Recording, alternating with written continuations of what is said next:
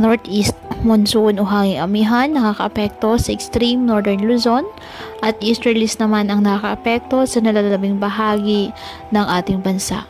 Wala pong bagyo o low pressure area na minomonitor sa loob ng ating PAR na maaaring makapekto sa lagay ng panahon.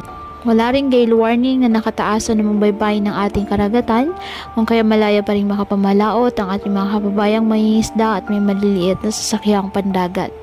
Ngayong araw, ang Batanes at Cagayan asahan na maulap na kalangitan na may mahihinang pag-ulan dahil sa amihan. Ang Ilocos Region, Cordillera Administrative Region at nalalabing bahagi ng Cagayan Valley, bahagyang maulap hanggang sa maulap na kalangitan with isolated light rains dahil pa rin po sa amihan. At ang nalalabing bahagi ng bansa kasama na ang Metro Manila, apektado ng easterlies at localized thunderstorms. Kaya patuloy po natin na pag-iingat pa din ang ating mga kababayan sa pantapan po ng mga pagbaha at pagguho ng lupa at ugalin po na magdala palagi ng payong o kahit naman panangga sa ulan o di kaya may sa init ng araw kapag lalabas ng ating mga tahanan. At yan po muna ang update sa lagay ng panahon ngayong araw. Muli patuloy po tayo na mag-ingat at palaging tandaan, God loves you. Stay safe and God bless.